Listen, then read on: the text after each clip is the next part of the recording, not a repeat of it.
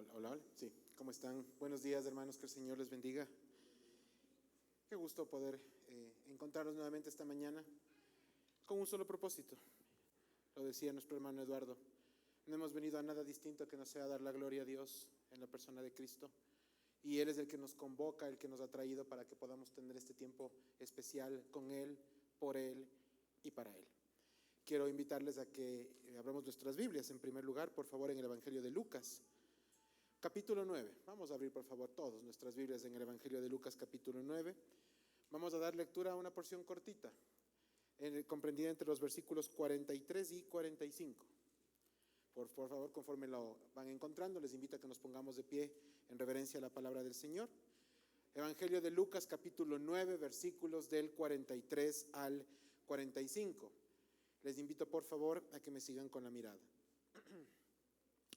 Y maravillándose todos de todas las cosas que hacía, dijo a sus discípulos: haced que os penetren bien en los oídos estas palabras, porque acontecerá que el Hijo del Hombre será entregado en manos de hombres. Mas ellos no entendían estas palabras, pues les estaban veladas para que no las entendiesen, y temían preguntarle sobre esas palabras. Amén. Tomen asiento, por favor. Antes de orar para la exposición de la palabra, quisiera tomar unos minutos para hacer una breve introducción a lo que vamos a conversar el día de hoy, al tema que vamos a tratar el día de hoy. Cada cierto tiempo, hermanos, aparecen, aunque tal vez ya con menos frecuencia que en otros momentos, noticias sobre supuestos milagros o señales atribuidos a alguna deidad. En nuestro contexto latinoamericano, milagros de sanidad y supuestas manifestaciones divinas que suelen ser publicitadas con bombos y platillos en diarios, en noticieros, en diferentes tipos de espacios. Es llamativo, hermanos, que siendo parte nosotros de una sociedad supuestamente cristiana en su mayoría, este tipo de situaciones obliga a que ciertos grupos que salen del mismo cristianismo pongan su fe, depositen su fe en personas o en fetiches que parecerían ser a priori más poderosos que nuestro Dios o al Dios al que profesamos alabar y adorar. Y resulta llamativo, hermanos, porque todos sabemos lo que la palabra de Dios nos dice respecto a este tipo de cosas, y sin embargo nos siguen llamando la atención de una manera poderosa. Recuerdo que en mi niñez escuché en más de una ocasión de curanderos o supuestos milagreros que mediante ciertos ritos supuestamente sanaban a las personas a cambio de algún tipo de retribución económica. Para los que tenemos un poquito más de edad, no será ajeno el recordar justamente a ese niño que hacía milagros en el Perú y en donde muchos ecuatorianos fueron a buscar sanidad. U otras supuestas apariciones en el Jardín de Cajas, en el Suay o en otros lados, que también sonaban pomposas y ruidosas. Lo triste de este tema, amados hermanos, es que al Dios al que nosotros adoramos, a ese Dios en particular que nos lo ha dado todo, nos ha pedido algo con certeza: que no busquemos ni pongamos a dioses ajenos delante de Él.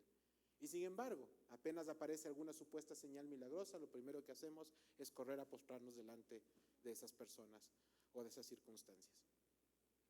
Con vergüenza debo admitir, hermanos, que hasta más o menos mi cuarto curso de colegio yo también tuve al menos 4 años de arrodillarme delante de un cuadro, de una pintura, sin entender absolutamente nada de cómo ofendía a Dios mi proceder en aquel momento. Y les digo esto con vergüenza, hermanos, porque esto tal vez sea algo explícito, pero la idolatría en nuestros corazones y en nuestras vidas tiene diferentes formas, diferentes nombres, diferentes maneras de enfocarse y de ponerse delante de nosotros. Pero nuestras rodillas se inclinan ante falsos dioses y nos dejamos llevar por cualquier corriente de este tiempo. En el momento, en el tiempo en que el Señor Jesucristo llevó adelante su ministerio terreno, la situación no era muy distinta a la que vivimos ahora. Mucha gente, tal vez hasta la mayoría de gente que le seguía, lo hacía porque le veían hacer señales, porque había sordos que escuchaban, ciegos que veían, cojos que caminaban, muertos que resucitaban. Y entonces la gente llegaba para ver el espectáculo, no para buscar de Dios. Y resulta llamativo, hermanos, que volviendo a nuestro tiempo, aún en el cristianismo que consideramos maduro, aún vemos a personas poner su fe en lo que Dios puede hacer y no en lo que Dios es. ¿Sí? Nos trae la necesidad, Necesitamos trabajo, necesitamos salud, necesitamos algo, ¿sí? Y llegamos a los pies de Dios, y cuando lo recibimos, porque la misericordia de Dios quiso que así sea, automáticamente encontramos la puerta de salida para volver a lo que ya hacíamos antes. En la clase de formación bíblica hace un momento recordábamos justamente la enseñanza del Señor Jesucristo cuando sanó a los 10 leprosos. ¿Cuántos volvieron? Uno. Uno solo volvió, y los otros 9 se fueron y no sabemos nada más de ellos. Pero ellos recibieron lo que fueron a buscar y no les importó absolutamente nada más. Qué triste, hermanos, es que utilicemos a Dios como un Dios bombero que solamente viene a resolver situaciones coyunturales en nuestras vidas, y no al Dios del que necesitamos incluso para respirar. Llegamos a las iglesias desesperados, atravesando por dificultades muy complicadas, pero esa tribulación, esa dificultad pasa y automáticamente volvemos a lo mismo. Amados hermanos, durante estos meses hemos ido estudiando de una manera expositiva la palabra de Dios en el Evangelio de Lucas, y hemos visto cómo Dios se ha manifestado con poder y grandeza en todo el ministerio del Señor, y lo seguirá haciendo cuando sigamos avanzando en el Evangelio. Pero lo que es cierto en todo esto, hermanos, es que aún en medio de esa manifestación de poder, la centralidad del mensaje de Cristo nunca estuvo en los milagros, nunca estuvo en los prodigios, ni tampoco en las señales. Nadie recibió salvación por medio de milagros. Amados hermanos, la centralidad del mensaje de Cristo es Él mismo. Qué importante me parece cómo se alinean las cosas en los mensajes de hoy. Nuestro hermano Eduardo oraba justamente por la centralidad de Cristo en el culto, porque no vinimos a encontrarnos con los amigos, hoy no hemos venido a cantar, no hemos venido a sentarnos o a escuchar, hemos venido a adorar a Dios. Él nos ha traído, esa es la única razón válida, no hay ninguna otra razón diferente a la de buscar de Cristo que nos traiga y nos convoque a ser parte de una congregación y de un momento de adoración. De ahí la importancia de explorar nuestros corazones, decirle: Señor, ¿por qué me has traído hoy aquí? ¿Sí? Y la respuesta que debemos encontrar es Cristo y absolutamente nada más. La centralidad del Evangelio es en torno a lo que gira absolutamente todo en la palabra de Dios, y en donde gira todo el mensaje de redención. Todo apunta efectivamente a Cristo. Oremos para que el Señor hoy nos ministre de esa forma. Padre de bondad, te damos gracias porque tú nos has convocado acá, Señor. No hemos venido por ninguna otra razón que no seas tú. Yo te agradezco, Padre Celestial, porque tú nos alineas en torno a tu presencia, porque es tu palabra la que es predicada, porque es tu palabra la que es estudiada. Y quiero pedirte, Señor, y unirme a la oración que antecedió este tiempo, Señor, para pedirte que no se hable absolutamente nada más que no provenga de ti, y que solamente la sabiduría de lo alto, sea la que nos ministre a todos en esta mañana. Que tu nombre sea exaltado en esta exposición. En Cristo Jesús oramos. Amén y amén. Entrando en materia, el domingo anterior, nuestro hermano Beto nos hablaba justamente de aquel episodio milagroso en el que el Señor libró, ¿sí?, a un hombre violento. ¿Recuerdan todo esto? Lo que había pasado, estaba poseído por una entidad, y pues además era violenta. ¿Se acuerdan que los apóstoles no pudieron sacarle a este demonio? ¿Sí? Por eso tuvo que venir el papá trayéndole y decirle: oiga, Señor, tenga la bondad de ayudarme, porque sus discípulos no pudieron hacer nada con este endemoniado. ¿Sí? Y era hijo de este Señor. Este evento da lugar entonces a dos poderosas afirmaciones que están en el versículo 43. De hecho, la predicación de la semana anterior topó hasta la primera parte del versículo 43. Hoy nos vamos a enfocar desde el 43 completo hasta el 45.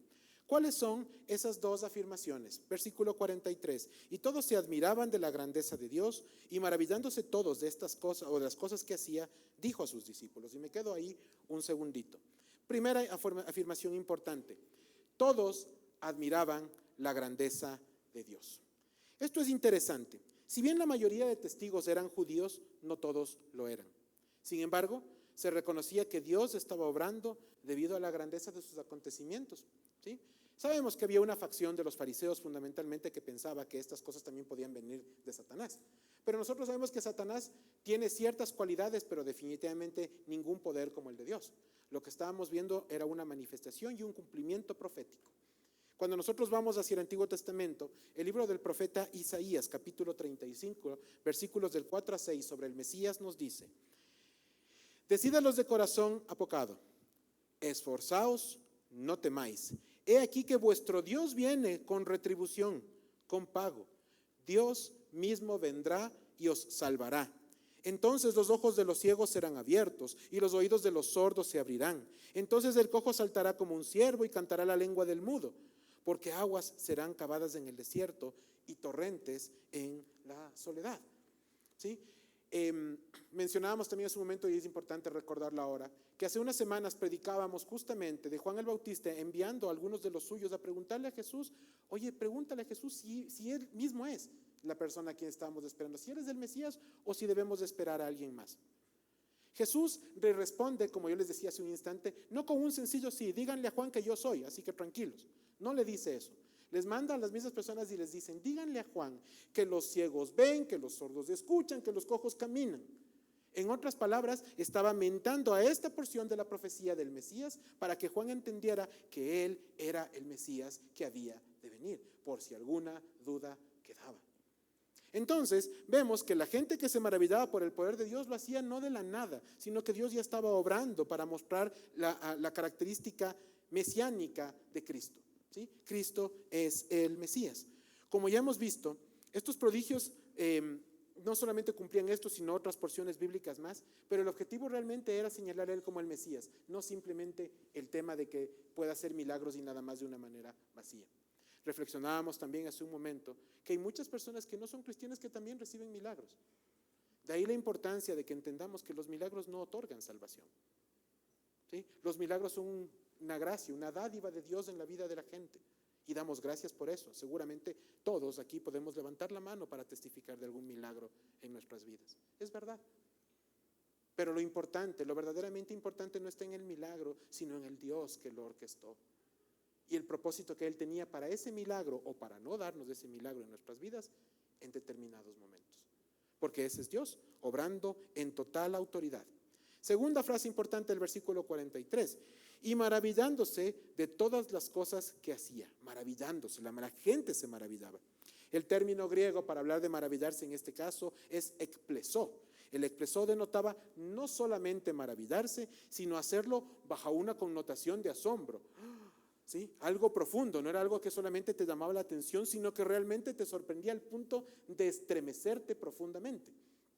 La riqueza del griego, en este caso en puntual, tiene que no solamente utiliza palabras vacías, sino que las palabras en su contexto denotan además sentimientos y emociones que nos ayudan a profundizar y a entender de mejor forma la riqueza del texto bíblico. No vamos a predicar en griego ni nada por el estilo, pero sí es importante que lo mencionemos para entender lo que Dios nos está diciendo en las diferentes porciones. ¿Sí? Algo llamativo. Juan, el Evangelio de Juan capítulo 24, versículos de 28 al 29, nos da un ejemplo más de este ekplesó. Entonces la mujer dejó su cántaro y fue a la ciudad y dijo a los hombres, venid, ved a un hombre que me ha dicho todo cuanto he hecho. ¿No será el Cristo? ¿Sí? Recuerden que esto tenía que ver con aquella mujer, ¿sí?, sobre la que el Señor Jesucristo le dijo, porque 5 maridos has tenido y el que ahora tienes no es tu marido, ¿verdad? Y ella se quedó sorprendida después de esta afirmación.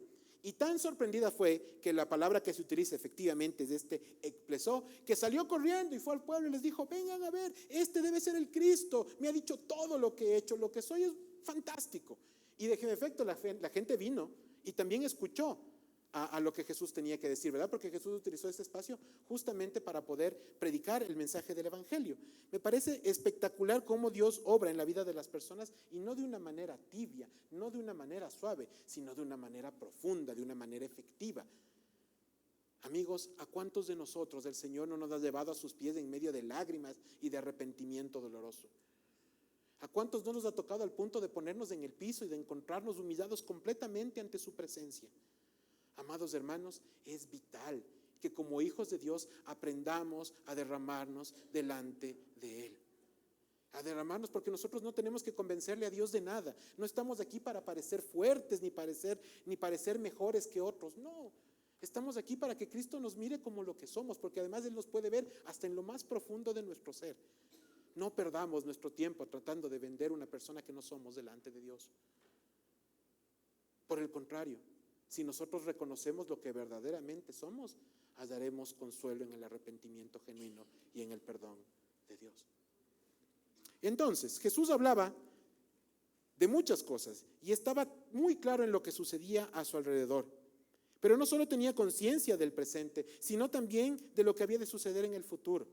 Cuando el Señor Jesucristo predicaba esto y acababa de expulsar al demonio, Luego les da una frase que es muy fuerte, hablando justamente de que había que ser entregado. Él ya se estaba proyectando 6 meses hacia adelante. Este momento que está narrando en esta porción bíblica ocurre aproximadamente 6 meses antes de su pasión, de su muerte y de su crucifixión. Él ya se estaba proyectando porque sabía exactamente lo que había de suceder.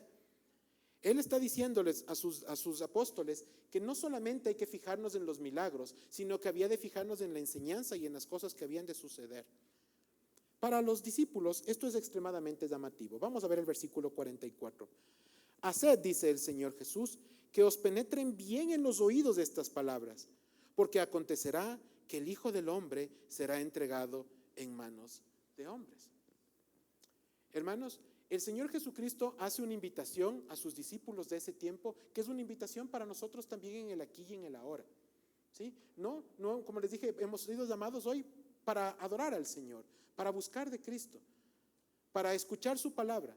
Es como que hoy nos estuviese diciendo a todos nosotros: oye, despiértate, es tiempo de que le escuches y de que le escuchemos todos a Dios, ¿sí? Y lo que Él tiene que decirnos de una manera tan clara. Fijémonos por un momento en los detalles de esta afirmación. Él no les dice a sus discípulos que simplemente tengan en memoria sus milagros. Vayan y cuéntenle a la gente los milagros que he hecho. Cuéntenle a cuántos he resucitado. Él no les pide que hagan eso.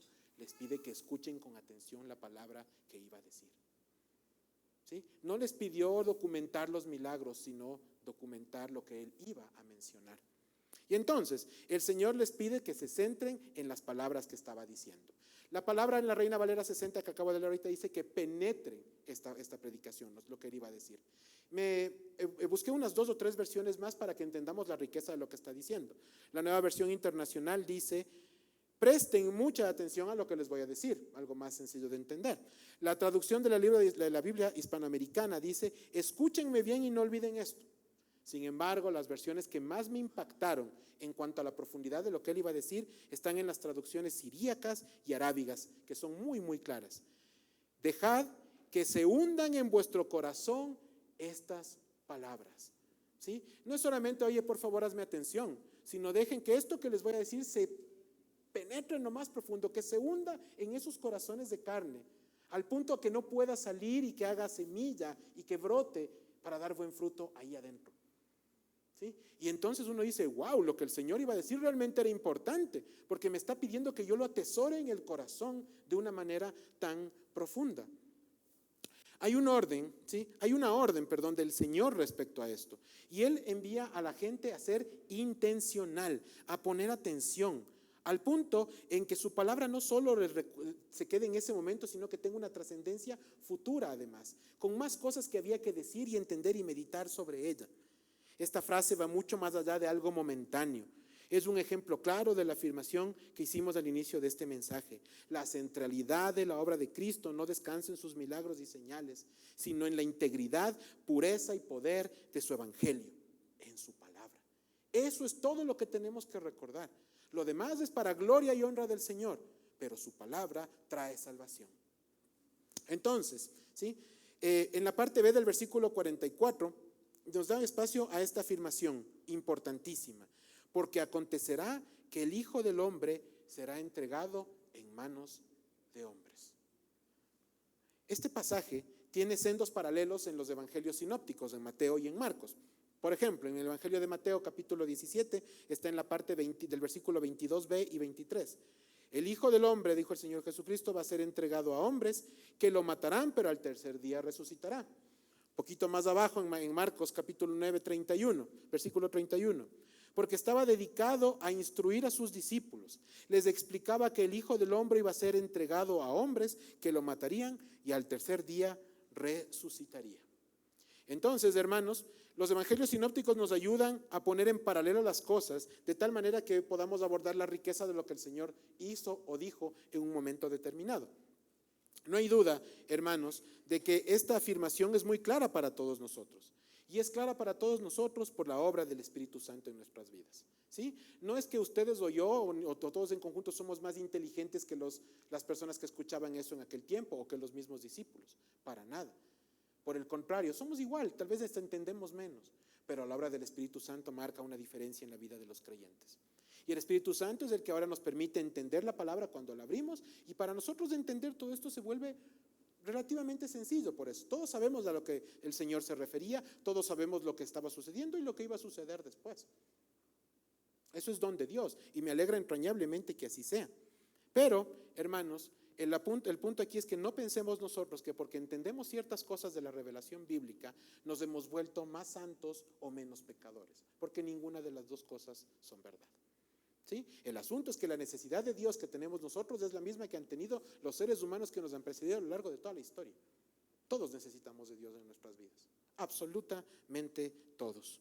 Pensemos por un momento, hermanos, que para los discípulos además funcionaban algunas cosas que estaban complicadas a la vez en su manera de ver las cosas. ¿Sí? Pensemos por un momento en ellos.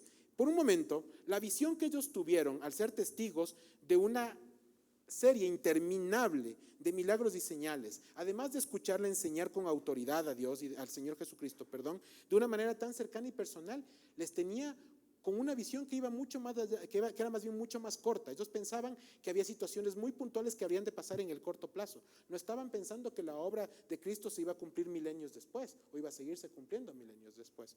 El comentarista Matthew Henry menciona: ellos, refiriéndose a los apóstoles, se habían formado la idea de que Jesús inauguraría inmediatamente el reino mesiánico.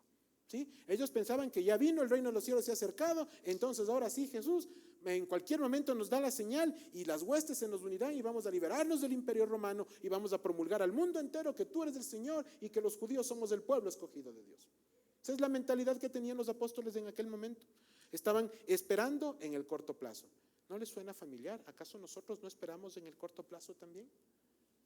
¿Sí? ¿Acaso no somos nosotros de los que estamos esperando que Dios conteste nuestras oraciones e inmediatamente hemos dicho el amén? En algún momento una hermana me decía: hermano, es que mi Dios no me responde. No le responde, hermana. No, porque le vengo pidiendo lo mismo por 30 años y no lo ha hecho. Hermanos, yo creo que Dios ya respondió. No. El punto es que nosotros esperamos que Dios responda, no solamente por responder, sino que diga lo que nosotros esperamos escuchar. O no nos olvidamos cuando éramos pequeños y nos sentábamos al lado de papá y de mamá y le decíamos: mami, papi, dame esto, y estábamos ahí y ahí y ahí esperando una sola respuesta: sí. Pero mientras eso no pasaba, podíamos pasar la tarde entera estando en la misma posición. Eso que hacemos como niños chiquitos es algo que se multiplica cuando nosotros crecemos si no hemos llegado a los pies de Cristo. Y empezamos a creer que Dios es así como nuestro papá, nuestra mamá, y que tenemos que sentarnos al lado y estar hincha y atrás esperando que Dios nos responda que sí, porque nosotros creemos saber lo que es mejor para nosotros. Y lo digo en ese tono porque nosotros no sabemos lo que es bueno para nosotros. Esa es la verdad. Por lo tanto, todo lo que Dios permite en nuestras vidas tiene un propósito y debemos aprender a confiar en el propósito de Dios. Los apóstoles de aquel tiempo también tenían un propósito, pero muy personal. Y entonces vemos que esto que Dios hace, el de no permitirles de entender, se convierte más bien en un acto de misericordia, porque ellos no estaban listos. Versículo 45: mas ellos no entendían estas palabras, pues les estaban veladas para que no las entendiesen, y temían preguntarle a él sobre esas palabras. Entonces, hermanos, esta afirmación que tenía que ver con su próxima pasión y muerte tenía que ser dicha, pero no tenía que ser comprendida en ese momento. La palabra de Dios dice que les fue velado el entendimiento. Para entender bien un poquito a qué se refería este tema de velar, les decía también en clase hace un rato que recordemos, igual para los que tenemos un poquito más de edad, cuando tomábamos la foto con los rollos. ¿Se acuerdan el famoso rollo de 12, 24, 36, 48, ¿no es cierto? ¿Cuál era el tema con eso? Llevarla con cuidado, ponerlo bien, rogar a Dios que no pase algo para que se vele el rollo, ¿sí? Y que al final, cuando podamos sacar las fotos, salgan la mayoría, porque además ni sabíamos cuántas iban a salir.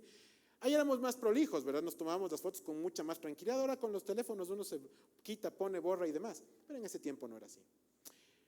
¿Cuál era la tristeza? Cuando nosotros llegábamos de un viaje largo con un rollo, llegábamos al estudio fotográfico y resulta que el rollo estaba velado. ¿Qué es lo que pasaba con un rollo velado? Salía todo negro. Todo negro, ¿no es cierto? En lugar de salir las filminas con el tema así, salía todo negro. ¿Y para qué servía el rollo en ese rato? Para los llaveros, amigos míos. Absolutamente para nada más. Hacían llaveros, con eso se quedaba el tema. Todas las fotos, los recuerdos quedarán en nuestra memoria porque no había forma de ver nada. El velarse es lo mismo aquí. El tema estaba totalmente oculto a sus ojos. Y si yo me pongo algo aquí al frente, tengo velada la visión, no puedo ver, no puedo entender.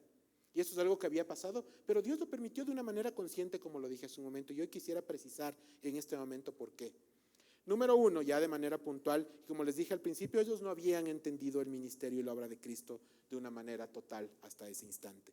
¿Sí? Eso les hubiera llevado a decepcionarse si veían con claridad lo que iba a suceder. Si ellos estaban pensando en el corto plazo y en el líder que les iba a guiar a vencer al emperador romano, y de pronto ya les decían, ¿saben qué? No, eso no va a pasar, a mí me van a crucificar. Se les acababa la emoción. ¿Sí? Humanamente, oye, si mi líder me está diciendo que esto llega hasta 6 meses después porque me van a matar, se quedan ahí, ¿verdad? En nada, en blanco. Tema número 1. Tema número 2. Los corazones de los apóstoles todavía no habían madurado espiritualmente para entender que el reino mesiánico no es de este mundo y no se adecúa a sus estándares. En otras palabras, Dios no es un tomador de pedidos para nadie. ¿Sí? El estándar de Dios es otro. No podemos humanizarle, no podemos encasillarle, no podemos limitarle. Dios hace lo que Él quiere. El único límite de Dios es su propia naturaleza. Dios no puede hacer nada que vaya en contra de sí mismo. Nada más. Todo el resto de cosas, Dios las puede hacer. ¿Sí? Sin límite alguno en ese sentido. Y número 3, la falta de fe de los apóstoles que podría llevarlos a tratar de obstaculizar el plan de Dios para su Hijo. Para no irme muy lejos, ¿recuerdan a Pedro? A Simón Pedro, el rato que Jesús les dijo que iba a ser entregado, ¿qué les dijo? No te ocurra así, maestro. Aquí estoy yo, pues dice, aquí te vamos a defender. ¿Qué pasa? ¿Cuáles fueron las palabras de Jesús para Pedro? Apártate de mí, Satanás. ¿Sí? Y era apártate de mí, Satanás, porque Jesús sabía que tenía que cumplir con una misión. Pero humanamente Pedro, como hubiéramos reaccionado aquí entre nos, cualquiera de nosotros hubiera hecho lo mismo. ¿Sí? Era decirle, oye, siéntate, que yo tengo que cumplir con un propósito. Y tú no lo entiendes porque tú lo estás viendo con ojos de carne. Pero tienes que aprender a dejarme hacer las cosas, a confiar en mí, confiar en Dios. A eso me refiero. Y el tema es que en ese momento para todos se vuelve fácil. Pero ¿qué pasa cuando atravesamos por situaciones difíciles en nuestras vidas? ¿Qué ocurre cuando estamos pasando por momentos de desiertos y situaciones complicadas? En ese rato, ¿dónde queda la confianza en Dios? Esa que profesamos, de la que predicamos, la que alabamos, de la que cantamos. Decíamos en la oración hace un momento antes de iniciar el servicio con los hermanos que están sirviendo hoy, valga la redundancia, que una de las meditaciones que más nos ha impactado de los tiempos devocionales de estos días es pensar en la ansiedad que es tan popular en este tiempo y en la preocupación que lo ha sido toda la vida. Porque tanto la ansiedad como la preocupación son síntomas inequívocos de que todavía no aprendemos a confiar en Dios. ¿Cuándo se preocupa uno? Cuando no sabe lo que va a pasar. ¿Cuándo tiene ansiedad uno? Cuando sabe que no puede resolver lo que está pasando. Y resulta, hermanos, que cuando nosotros confiamos en Dios, sabemos que la ansiedad y la preocupación no tienen espacio, porque Dios está en control. Ahora, esto suena muy sólido y muy bonito. Otra cosa es vivirlo. Otra cosa es vivirlo y otra cosa es aprenderlo. Y convenimos en esta oración que hicimos juntos en pedirle a Dios hoy que nos ayude a confiar un poquito más en Él. Y yo quiero invitarles ahora a que esa oración que hicimos ahora también la haga usted en su casa, en la intimidad con Dios. Y que también le pida que le enseñe a usted y a su familia a confiar un poquito más en el plan de Dios. Cada día, un pedacito más, un poquito más, un poquito más. ¿Por qué es importante esto? Porque es la única forma de vivir la confianza en Dios a plenitud. Y entonces usted y yo nos vamos a ahorrar un platal en psicólogos. Perdón. ¿Sí? Pero nos vamos a ahorrar en eso porque resulta que vamos a poder dejar las cosas a los pies de Cristo y dejarle al Señor que Él ministre en nuestras vidas y a confiar sin importar cuán duro suple el viento, porque Él está en control de la barca en la que estamos. Hermanos, este es un sueño dorado, pero que todos tenemos que aprender a pedirle a Dios eso cada día. Que la confianza sea algo que no aprendamos leyendo, sino viviendo. Entonces, en este punto, es importante aclarar y desmitificar el pensamiento humanista, ¿sí? Del que aquel que cree, porque por ahí leí algún momento que hay gente que piensa que el plan de Dios falló ahí, ¿sí? Veo que el plan de Dios era otra cosa, pero justo le cogieron los judíos y entonces como era Pilato y ahora quién le dice que no a este señor, entonces que le crucifiquen nomás, bueno, ya falló el plan, entonces hagámosle resucitar para que se cumpla. No creamos esas locuras, amigos míos. El plan de Dios siempre fue el mismo. Jesús 6 meses antes ya les estuvo diciendo, y esta era la segunda vez que les advertía que él iba a ser entregado, no era la primera. Él siempre lo supo, desde el inicio de su ministerio. Y es que a veces hay cosas que nos llaman la atención. El otro día viendo esa serie de Chosen, ¿sí? Vi un momento en la preparación de Jesús para el Sermón del Monte, no sé si usted la vio, ¿no? ¿Sí? ¿Cómo le hacen ver al Señor Jesús? Practicando los sermones. Estaba él ahí diciendo, a ver, no voy a decir esto, no, mejor voy a decir lo demás de acá. Oye, Mateo, ya terminaron de encontrar el lugar, pero verás que tiene que ser un lugar que tenga una acústica adecuada y vos tienes que estar en la... Oye, ¿ustedes creen que eso realmente pasó de esa forma? ¿Sí? ¿Se dan cuenta cómo somos capaces de humanizarle a Dios desde esa forma, de pensar que Él funciona como nosotros? Nosotros somos los que tenemos que sentarnos a pensar si los micrófonos funcionan o no funcionan, o si es que el mensaje será adecuado o no adecuado. Nosotros los humanos hacemos eso. Dios no tiene necesidad de hacer eso, porque su palabra es verdad y punto. Si nos gusta bien y si no, qué pena. Dios tiene esa capacidad, Dios es Él, es Dios. No saquemos de nuestra mente que Él funciona como nosotros, porque no es así. Gracias a Dios que no es así. Y entonces, cuando nosotros entendemos todas estas cosas, porque esto es una barbaridad teológica lo que acabo de decirles, vemos que a la luz del cumplimiento profético, las cosas que Cristo hizo se cumplieron a la perfección, que Dios hizo todo tal cual lo había visto y lo había previsto desde el principio. Que el plan de Dios para redimirnos no empezó cuando nosotros salimos del jardín del Edén, siempre estuvo escrito, desde antes de la fundación del mundo. Y entonces alguien me dirá, ¿y entonces Dios sabía que Adán y Eva iban a pecar? Sí, Dios sabía que Adán y Eva iban a caer. ¿Sí? Sabían que usted y yo íbamos a pecar. Yo no le puedo desilusionar a Dios porque Dios no espera nada de mí, ya sabe cómo soy. Eso a mí me da alivio, en realidad, hermanos. Me da un alivio saber que no puedo decepcionarle a Dios. ¿Sí? Así como tampoco puedo sorprenderle, porque Dios ya sabe lo que hago, cómo soy, por qué lo hago. No, hermanos, por eso les dije al principio que debemos tratar de sacarnos del tema de vender humo delante de Dios, porque Dios no compra humo. No tiene sentido, es desgastante y no tiene ningún fruto. Jesús nos hizo gala de su soberanía y de su poder. Él siempre estuvo en control de todo como parte de esa Trinidad. El momento en el que Él estaba en la cruz, antes de exhalar su último aliento, Él le dijo, Padre, en tus manos encomiendo mi espíritu. Y la palabra dice que entregó su espíritu, no que se lo quitaron. Nadie le arrebató. Jesús entregó voluntariamente su espíritu por nosotros. ¿Estuvo en control de su propia muerte? Sí, estuvo en control de su propia muerte. Así de claro. Y es que a veces nosotros pensamos que en las narraciones bíblicas hay palabras que están ahí porque pues había que acomodarlo de alguna forma. Nada de eso, amigos míos. Todo está escrito con una razón y con un propósito. Él mismo se entregó, Él no se defendió, Él entregó su espíritu y finalmente, y lo mejor de todo, Él resucitó. Y fin de la historia. La victoria estaba cantada, siempre fue así. Cristo había vencido desde antes de la fundación del mundo. Solamente se cumplió lo que Él ya había previsto. Nada más. Maravilloso. ¿Se han puesto a pensar, hermanos, en lo bendecido que somos al poder entender todo esto de una manera tan clara y tan sólida, que no admite duda alguna de la grandeza de Dios y su amor? Yo doy gracias a Dios por eso, porque ahorita no les he contado nada que ustedes no hayan escuchado antes. Pero recordarlo, vaya que es refrescante. Es refrescante y es lindo recordar eso y tener a la palabra de Dios una y otra vez dándonos de ese manantial de agua vida, de vida, ¿verdad? Eterna e imperecedera. Cuando nosotros pensamos en la palabra, es importante que recordemos aquella de la sola escritura que es tan importante, de lo que hablaremos la semana que viene. Y quisiera centrarme en un salmo para avanzar en este tema cerca de terminar. El Salmo 119. Cuando ustedes revisan el libro de los Salmos, ustedes saben que el libro de los Salmos es el libro que más capítulos tiene. 150, ¿verdad? Maravilloso. Y también sabemos que dentro del libro de los Salmos está el Salmo 119, que es el salmo que más versículos tiene. 176, a saber. ¿Sí? Entonces es larguísimo, ¿verdad?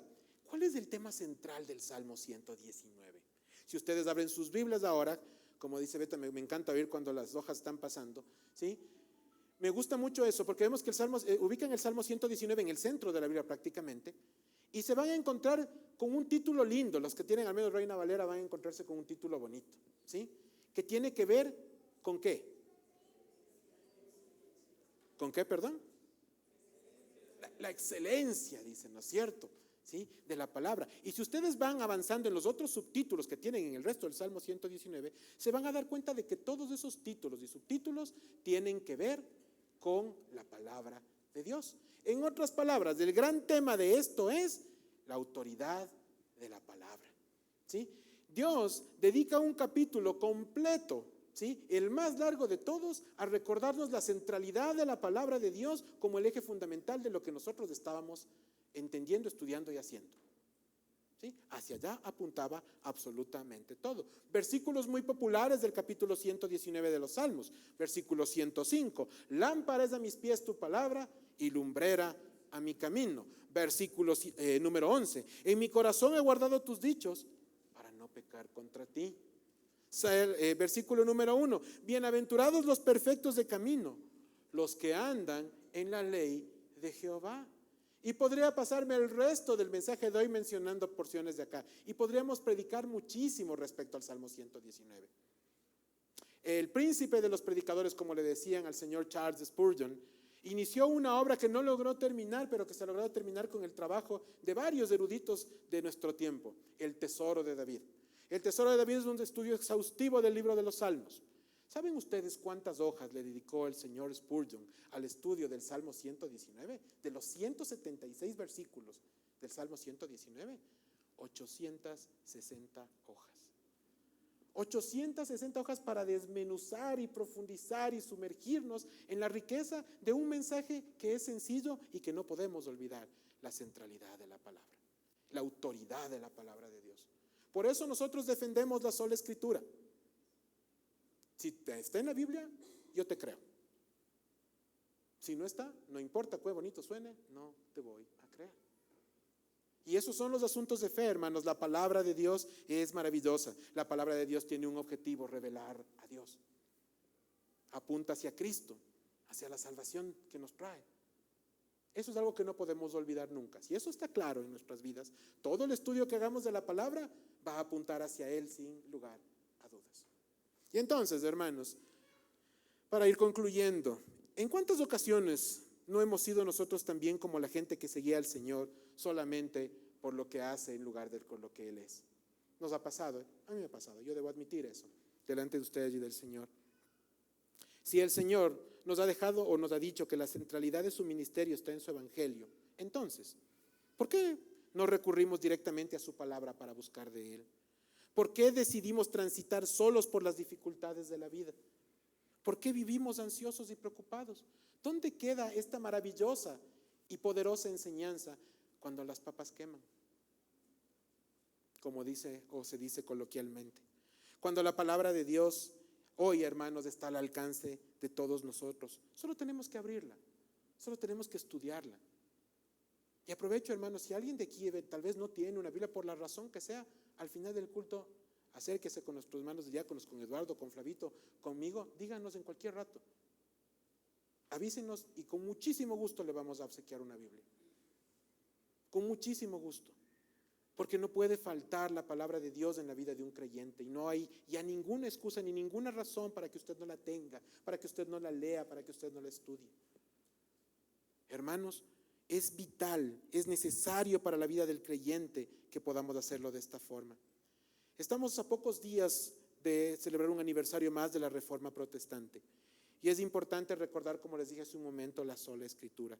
Aquel principio que nos recuerda que para conocer de Dios no necesitamos nada más que su palabra, porque ahí está revelado. ¿Sí? Y es la lectura de la palabra la que nos lleva a la oración, y es la lectura de la palabra la que nos lleva a la adoración y a la alabanza. Sí, todo se conecta. Es la lectura de la palabra la que nos lleva a la obediencia en la administración de los sacramentos. Entonces llego al mismo principio. Si usted quiere tener una relación personal con Cristo, abra su Biblia. Pero hablará siempre, hablará todos los días. Por medio del evangelio nosotros sabemos que Cristo fue entregado, castigado y humillado por amor, y que ese mismo amor les llevó a entregar su espíritu por nosotros y a resucitar para llevarnos a vivir eternamente con Él.